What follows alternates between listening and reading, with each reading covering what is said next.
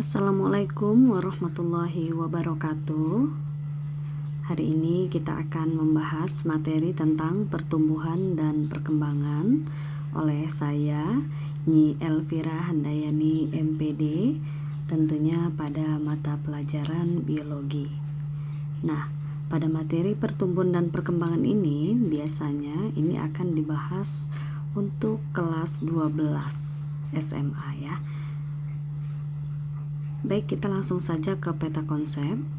Pada materi pertumbuhan dan perkembangan, nanti kita akan membahas tentang faktor internal yang terdiri dari gen dengan hormon, suhu, nutrisi, dan air. Nah, itu merupakan faktor eksternalnya. Kita juga akan membahas tentang pertumbuhan dan perkembangan pada tumbuhan, yaitu mencakup tentang pertumbuhan primer dan pertumbuhan sekunder. Sedangkan kalau pada hewan akan membahas tentang fase embrionik dan fase pasca embrionik yang terbagi lagi menjadi metamorfosis dan metagenesis. Kemudian juga pertumbuhan dan perkembangan pada manusia, ini mulai dari perkembangan dari balita, anak-anak, kemudian remaja, menjadi dewasa, dan menjadi manula. Nah, pada perkembangan manusia nanti kita juga akan membahas tentang pubertas. Pubertas itu biasanya akan terjadi pada pubertas fisik dan pubertas psikis. Baik, langsung saja. Kali ini kita akan membahas tentang pertumbuhan dan perkembangan ya. Yang pertama, pertumbuhan merupakan suatu proses pertambahan ukuran yang bersifat irreversibel, ya. Jadi irreversibel itu artinya adalah pertumbuhan yang tidak kembali lagi seperti semula. Sedangkan perkembangan merupakan suatu proses menuju suatu keadaan yang lebih kompleks dan dewasa. Nah, dapat kita lihat pada gambar, ya. Gambar A yaitu yang gambar sebelah kiri. Nah, ini merupakan pohon mangga saat berumur 1 tahun. Sedangkan gambar B yang sebelah kanan, nah ini merupakan pohon mangga yang sudah berumur 5 tahun. Jadi dapat kita lihat perbedaan pertumbuhan dan perkembangan. Pada gambar A ini proses pertumbuhannya akan mengalami pertambahan tinggi dan besar pada tanaman mangga, sedangkan pada gambar B ini sudah mulai mengalami perkembangan seperti itu. Selanjutnya, faktor-faktor yang mempengaruhi pertumbuhan dan perkembangan. Terdapat 2 faktor. Yang pertama adalah faktor luar, yaitu faktor lingkungan, contohnya nutrisi dan air, cahaya, suhu, oksigen, dan kelembapan. Sedangkan faktor yang kedua yaitu faktor dari dalam, yaitu faktor yang terdapat dalam tubuh organisme, contohnya seperti sifat genetik dan hormon. Baik, akan kita bahas satu persatu.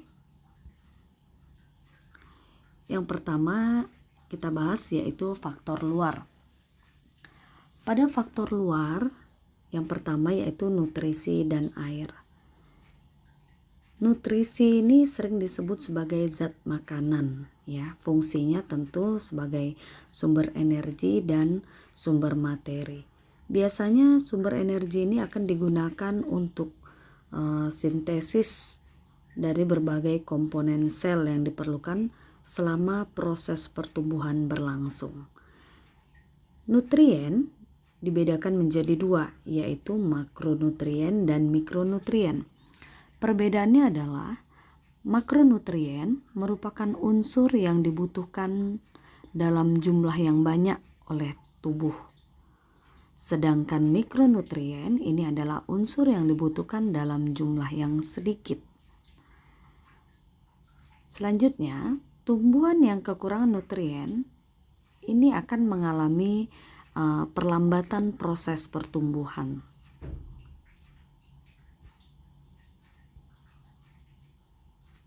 Nah, berikut dapat kita lihat tabel makronutrien bentuk yang tersedia, yaitu berupa karbon dioksida, air, oksigen, fosfor, kalium, nitrogen, sulfur, kalsium, magnesium, dan sedangkan kalau yang mikronutrien itu contohnya seperti besi. Selanjutnya faktornya adalah cahaya. Cahaya matahari diperlukan oleh seluruh makhluk hidup ya. Biasanya tumbuhan butuh cahaya matahari ini untuk proses fotosintesis dan proses pertumbuhan.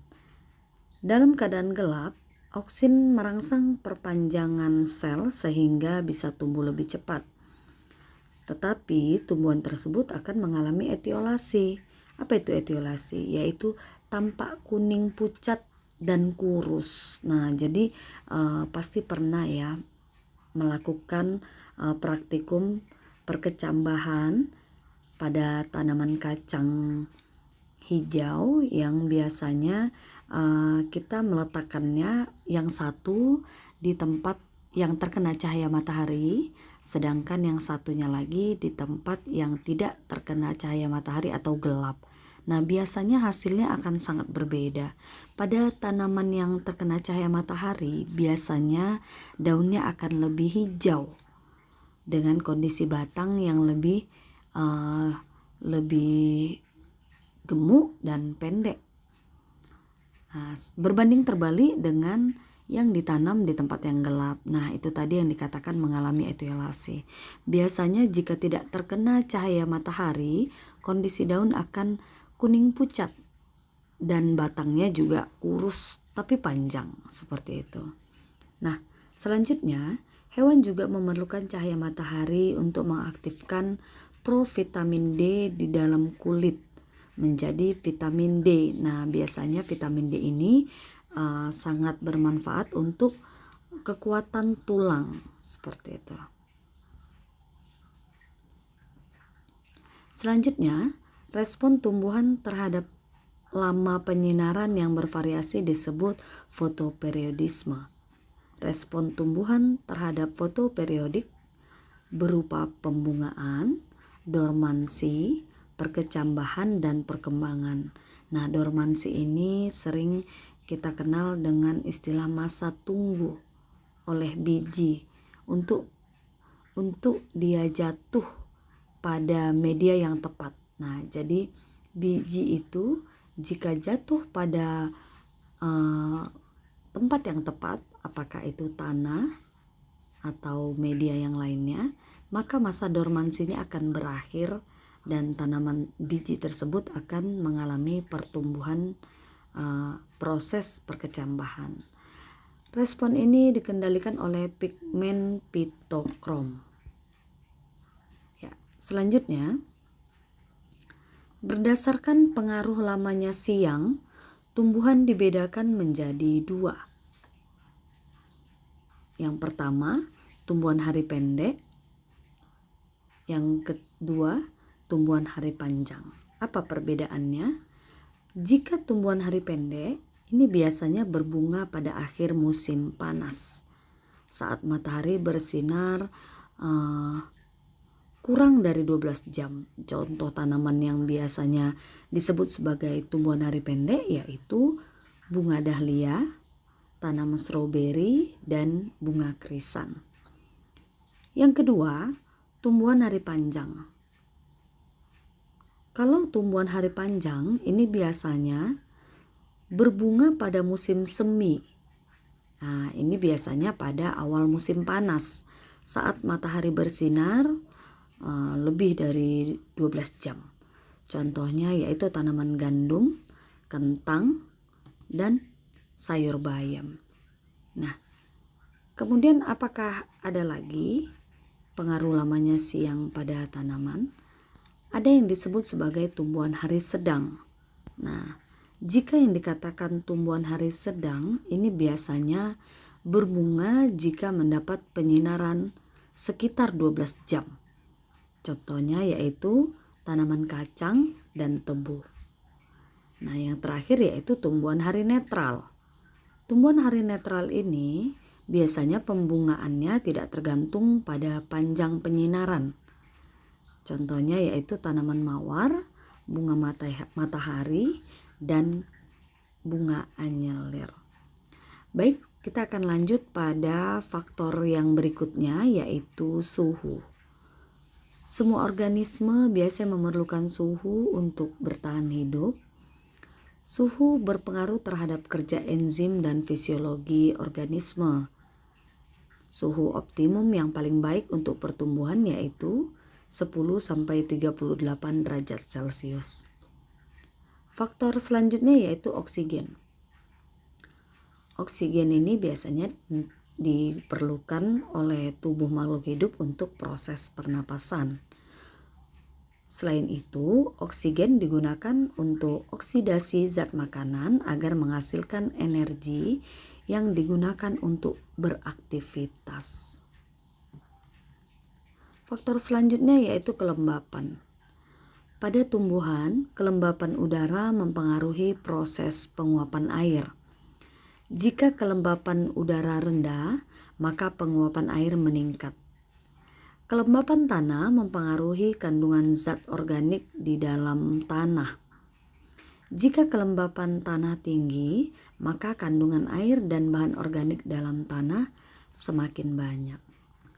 Selanjutnya yaitu faktor dalam. Faktor dalam yang pertama yaitu gen. Gen bertanggung jawab dalam pewarisan sifat keturunan dan pembawa kode untuk pembentukan protein, enzim, dan hormon. Faktor yang berikutnya yaitu hormon.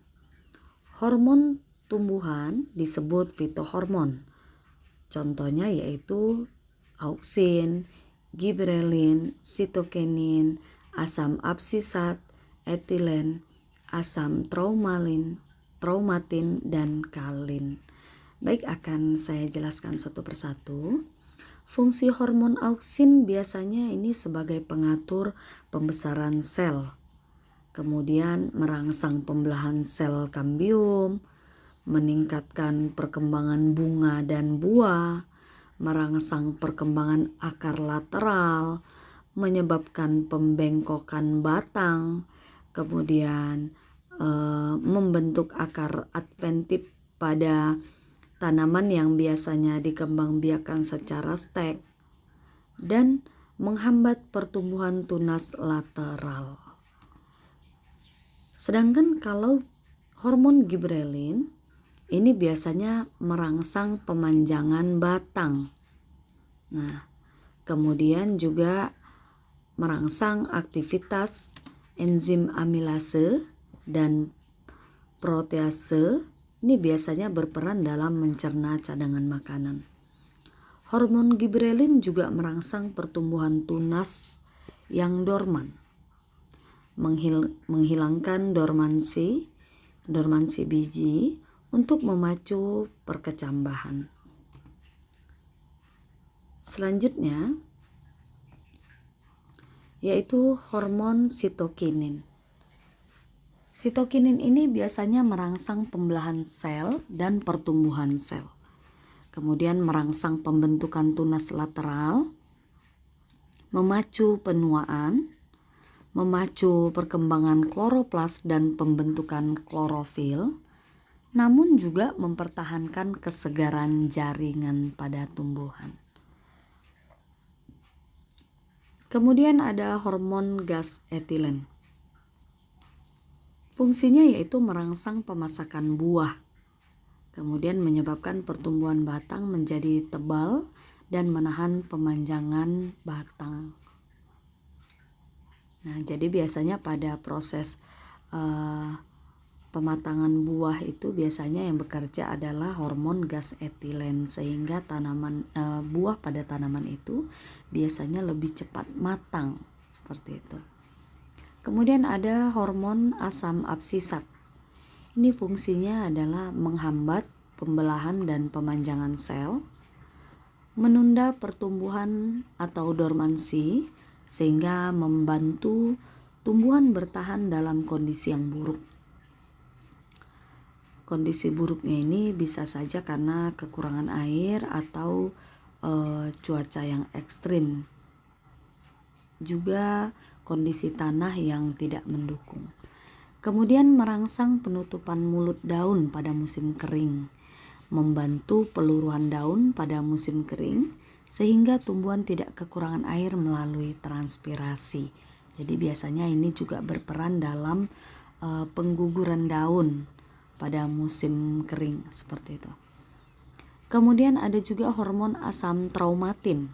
Fungsinya biasanya merangsang pembelahan sel di bagian jaringan tumbuhan yang luka.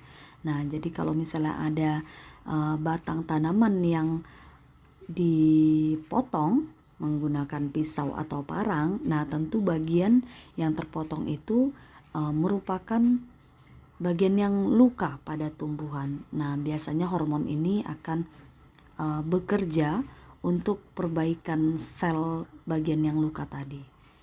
Nah, kemudian yang terakhir yaitu hormon kalin. Fungsi hormon kalin ini yaitu merangsang pembentukan organ pada tumbuhan.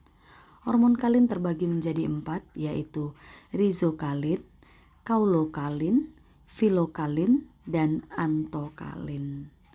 Ya, demikian saja materi kita pada hari ini. Berikutnya akan kita lanjut lagi sesuai dengan peta konsep yang sudah saya jelaskan di awal tadi. Demikian, Assalamualaikum warahmatullahi wabarakatuh.